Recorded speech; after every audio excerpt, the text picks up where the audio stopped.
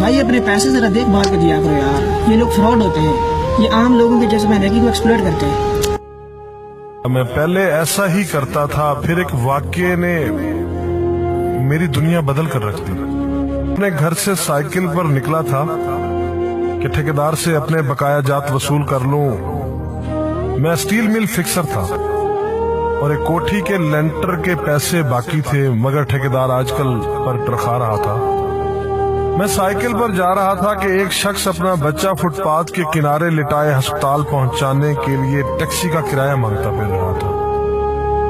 वो कभी किसी पैदल का बाजू पकड़कर हाथ जोड़ देता, मेरा बच्चा बचा ले, मुझे टैक्सी का किराया दे दे। तो कभी मोटरसाइकिल वाले को हाथ देकर रोकता, कभी किसी कार वाले के पीछे भागता कि वो कार में उसके बच्चे को अस्पताल पहुंचा दे। कोई रुकता तो कोई ना रुकता, जो रुकता वो भी उसे घूर कर देखता और आप वाली सोच कर उसे डांटता, काम करके खाने की नसीहत करता और आगे निकल जाता।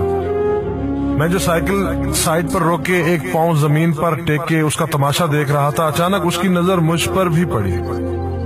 उसने मेरी साइकिल का हैंडल पकड़ लिया। भाईजान, खुदा के लिए मेरे बच्चे की जिंदगी बचा लें, उसको सख्त बुखार है, आप नीचे उतरकर उसको देख तो लें, आपको यकीन आ जाएगा। आप देंगे तो शायद किसी और को भी एतबार आ जाए, मगर मैं भी आपकी तरह सोच रहा था। फिर जिस जारहाना अंदाज में उसने मेरी साइकिल का हैंडल पकड़ रखा था, लगता था कि इधर मैं साइकिल से उतरा और उधर वो साइकिल पकड़कर भाग जाएगा। मैंने भी उसे काम करके खाने की तलकीन की और पिछले जुमे में सुनी हुई हदीस उसको भी सुना दी।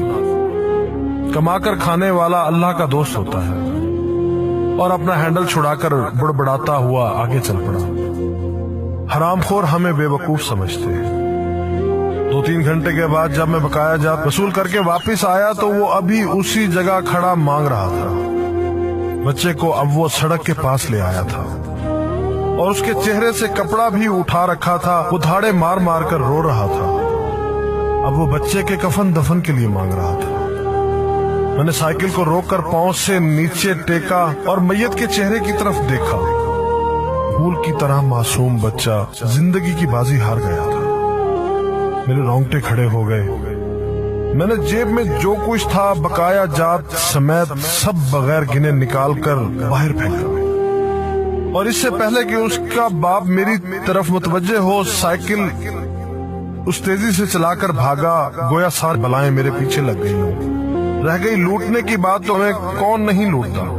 जूते वाला हमें लूटता है, कपड़े वाला हमें लूटता है, सब्जी और गोश्त वाला हमको लूटता है। इतना लूटने के बाद अगर कोई हमें अल्लाह के नाम पर लूट ले तो शायद हशर में हमारी निजात का सामान हो जाए कि ये बंदा मेरी खातिर मेरे नाम पे लूटता रहा।